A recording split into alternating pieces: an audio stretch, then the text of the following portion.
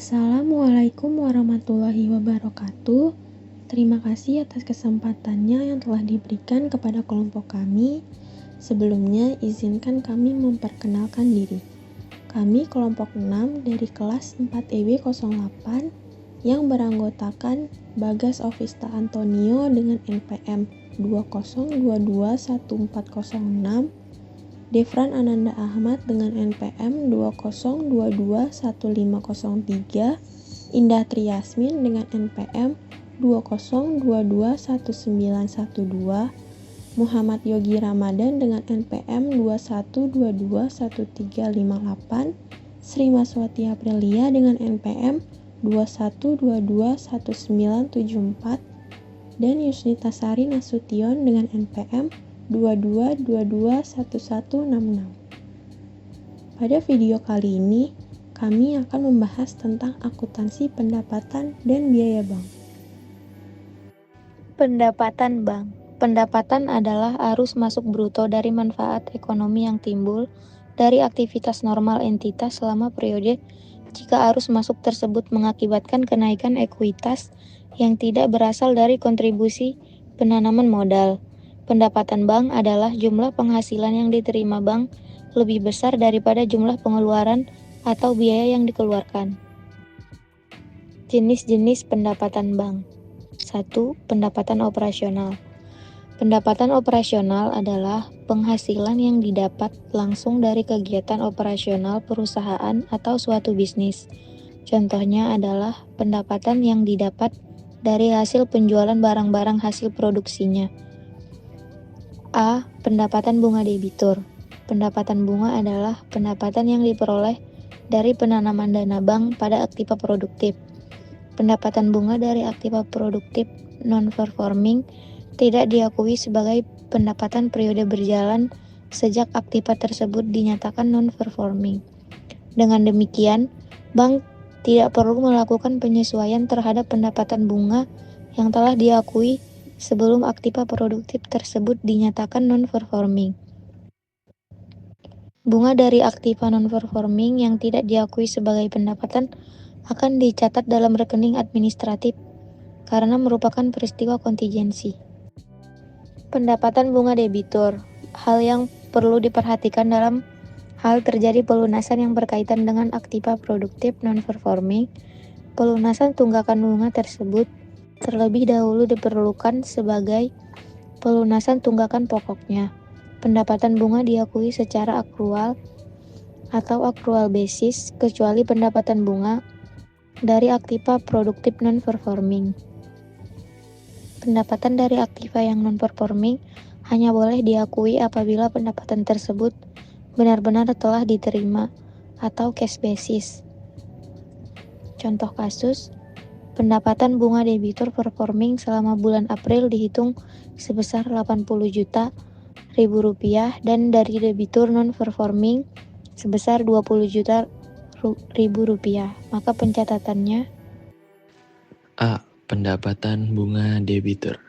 Pada pendapatan bunga debitur menggunakan metode akrual basis, yaitu di debit pendapatan debitur YMH diterima sebesar 80 juta rupiah.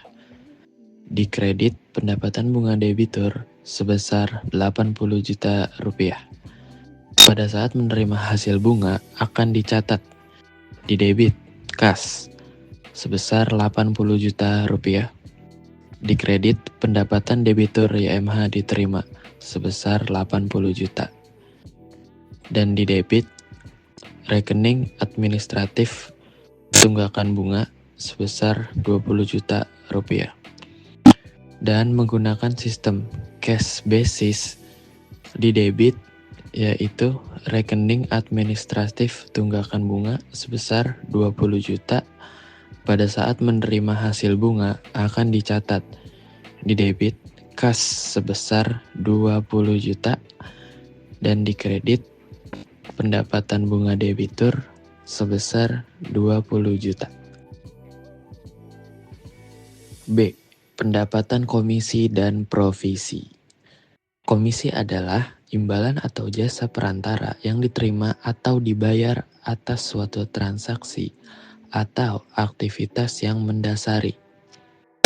Komisi ini merupakan beban yang diperhitungkan kepada para nasabah bank yang mempergunakan jasa bank.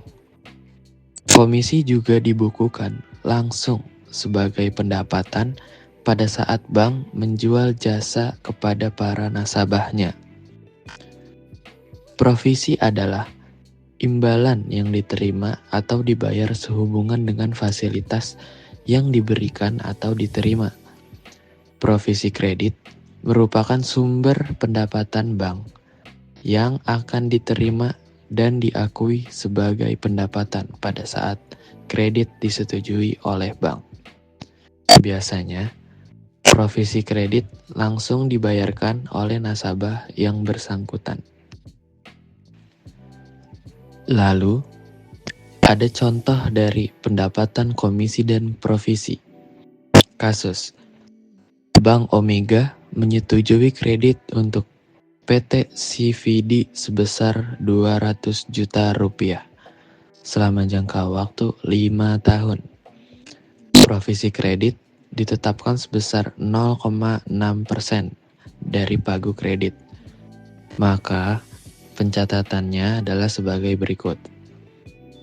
Di debit, kas sebesar 1.200.000 rupiah. Di kredit, provisi kredit diterima di muka sebesar 1.200.000 rupiah. Transaksi di atas berkaitan dengan kegiatan dan terkait dengan jangka waktu. Oleh karena itu, perlu dialokasikan pendapatan bulanan, yaitu di debit, provisi kredit diterima di muka sebesar Rp20.000. Di kredit, pendapatan provisi kredit sebesar Rp20.000. Contoh lain, kasus Bank Omega membebankan komisi kepada nasabah giro atas jasa ATM yang dipergunakan sebesar Rp20.000. Di debit, giro sebesar Rp20.000. Di kredit, pendapatan komisi ATM sebesar Rp20.000. C. Pendapatan atas transaksi valuta asing. Pendapatan yang timbul dari transaksi valuta asing lazimnya berasal dari selisih kurs. Selisih kurs akan dimasukkan ke dalam pos pendapatan dalam laporan laba rugi dan diakui sebagai pendapatan atau biaya pada periode berjalan. Seringkali, suatu bank memiliki aktiva atau kewajiban dalam valuta asing dalam jumlah yang besar, berupaya untuk menghindari adanya kerugian akibat selisih kurs. Upaya ini biasanya disebut sebagai hedging. Contoh hedging diantaranya adalah forward and swap. Forward adalah pembelian atau penjualan valuta asing secara berjangka. Hutang dan piutang valuta asing dicatat sebesar kurs tunai yang berlaku pada saat itu, atau disebut juga spot rate. Sedangkan hutang atau piutang rupiah dicatat sebesar kurs masa depan, atau disebut juga forward rate, yaitu kurs pertukaran mata uang asing di hari kemudian yang ditentukan berdasarkan perjanjian. Akibat perbedaan kurs yang berbeda dapat menimbulkan selisih kurs baik diskonto maupun premium yang harus diamortisasi secara proporsional sesuai dengan jangka waktu transaksi valuta berjangka.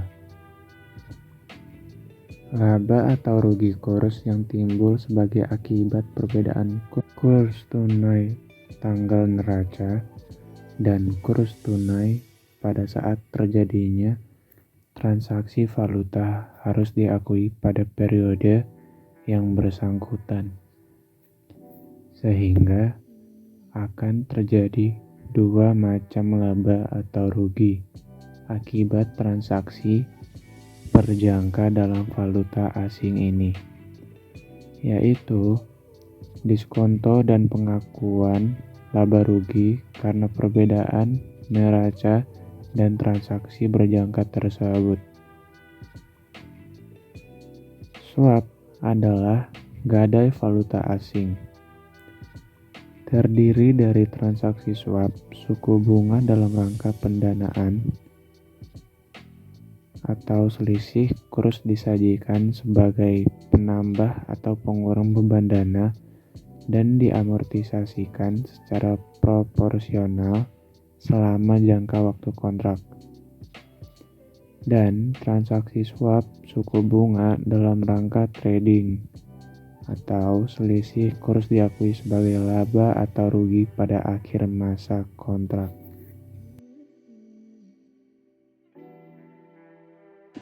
D. Pendapatan operasional lainnya.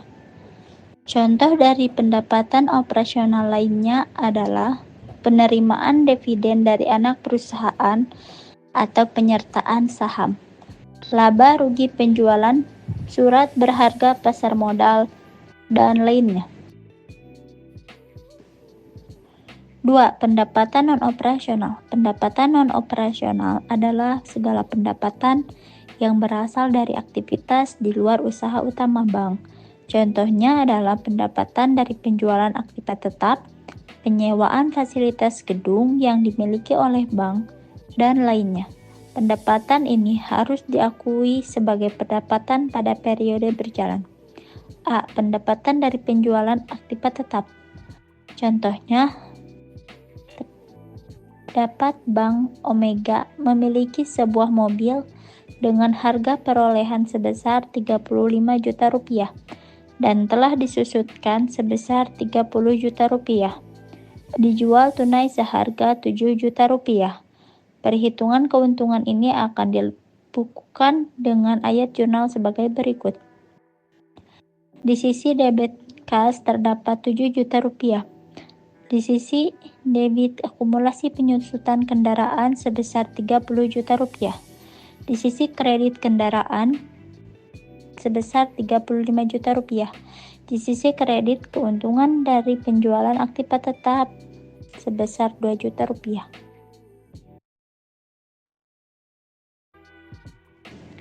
Biaya bank. Biaya adalah semua biaya yang secara langsung maupun tidak langsung telah dimanfaatkan untuk menciptakan pendapatan dalam suatu periode tertentu. Biaya bank adalah biaya yang dibebankan bank kepada nasabahnya sebagai kompensasi atas layanan dan transaksi keuangan yang diberikan bank. Biaya bank merupakan beban keuangan yang harus ditanggung nasabah. Jenis-jenis biaya bank. A. Biaya operasional. Yang pertama kita ada biaya bunga. Biaya ini paling besar porsinya terhadap biaya bank keseluruhan. Biaya ini harus diantisipasikan oleh bank pada penutupan tahun buku atau per tanggal laporan. Yang kedua, kita ada biaya valuta asing. Biaya dalam transaksi valuta asing biasanya muncul dari selisih kurs yang merugi. Munculnya kerugian selisih kurs baik dari transaksi spot, forward, maupun swap akan dibebankan ke dalam laporan laba rugi. Yang ketiga, atau yang terakhir, kita ada biaya overhead. Dalam operasi bank sehari-hari, diperlukan biaya untuk mengolah transaksi. Biaya ini berhubungan langsung dengan periode terjadinya sehingga harus dicatat dan diakui sebagai beban periode berjalan. Contoh biaya overhead. Biaya gaji pegawai tunjangan, biaya penyusutan, aktiva tetap, biaya kegiatan kantor, dan lain-lain. Jenis-jenis biaya overhead. Ada berbagai jenis biaya overhead yang terjadi dan harus diakui dalam laporan laba rugi bank. Jenis-jenis biaya tersebut antara lain biaya-biaya yang berkaitan dengan pegawai seperti gaji, tunjangan-tunjangan, biaya penyusutan dari aktiva tetap, biaya operasional kantor yang bukan biaya pegawai dan penyusutan, dan jenis-jenis biaya lain yang dikeluarkan atau berkaitan dengan periode pelaporan keuangan. Yang pertama ada biaya pegawai. Sebagai contoh, apabila Bank Oshi Cabang Jakarta membayar gaji pegawai sebesar 100 juta rupiah untuk periode bulan Desember 2014 dan membayar tunjangan kesehatan sebesar 50 juta rupiah secara tunai, maka akan dibukukan dengan ayat jurnal sebagai berikut.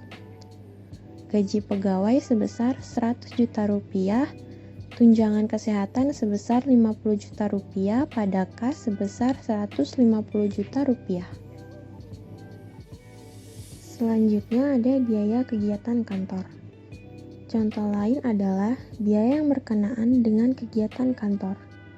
Apabila Bank Oshi Cabang Jakarta mengeluarkan biaya iklan sebesar 20 juta rupiah selama bulan Desember 2014, biaya listrik dan air sebesar 45 juta rupiah, biaya riset untuk kegiatan marketing periode berjalan sebesar 43 juta rupiah, biaya alat tulis kantor sebesar 23 juta rupiah, semua dibayarkan secara tunai. Maka pencatatan yang dapat dibuat adalah biaya iklan dan promosi sebesar 20 juta rupiah, biaya listrik dan air sebesar 45 juta rupiah, biaya riset sebesar 43 juta rupiah, biaya alat tulis kantor sebesar 23 juta rupiah pada kas sebesar 131 juta rupiah. Ini ada biaya penyusutan. Penyusutan merupakan alokasi biaya yang dibebankan ke dalam laporan laba rugi menurut kriteria atau berdasarkan waktu dengan beberapa metode penyusutan. B. Biaya non-operasional, yaitu biaya-biaya yang dikeluarkan yang tidak berkaitan dengan kegiatan utama bank. Misalnya, kerugian dan penjualan aktiva tetap. Sebagai contoh, apabila Bank Oshi Cabang Solo menjual inventaris kantor secara lelang karena sudah habis umur ekonomisnya dengan harga 400.000 secara tunai, di mana harga perolehannya sebesar 3 juta rupiah dan telah habis disusutkan. Ayat jurnal untuk mencatat transaksi ini adalah sebagai berikut, yaitu debit kas 400.000. Selanjutnya debit akumulasi penyusutan inventaris, yaitu 3 juta rupiah. Selanjutnya kredit inventaris kantor sebesar 3 juta rupiah. Dan terakhir kredit keuntungan dari penjualan aktiva tetap sebesar 400.000 rupiah. C. Pos luar biasa. Biaya ini harus dipisahkan dari hasil usaha sehari-hari dan ditunjukkan secara terpisah. Dalam perhitungan laba rugi disertai pengungkapan atas sifat dan jumlahnya. Biaya luar biasa kejadiannya tidak normal dan tidak sering terjadi atau tidak terulang lagi di masa yang akan datang. Misalnya, peristiwa gempa bumi, kebakaran, dan peristiwa atau bencana alam yang tidak terduga. D. Koreksi masa lalu. Koreksi yang dilakukan terhadap laba rugi periode lalu, misalnya kesalahan perhitungan, kelalaian mencatat suatu transaksi harus tetap diungkapkan. E. Pajak penghasilan. Pajak penghasilan dihitung berdasarkan laba menurut akuntansi atau laba kena pajak taxable income untuk diperhitungkan dengan tarif pajak penghasilan. Dalam hal pajak penghasilan dihitung menurut laba akuntansi. Selisih perhitungan tersebut dengan hutang pajak yang dihitung menurut laba kena pajak yang disebabkan perbedaan waktu, timing difference, pengakuan pendapatan dan beban untuk tujuan akuntansi dengan tujuan pajak ditampung dalam pos pajak penghasilan yang ditangguhkan dan dialokasikan pada beban pajak penghasilan. Sekian dari kelompok kami, kurang lebihnya mohon maaf. Assalamualaikum warahmatullahi wabarakatuh.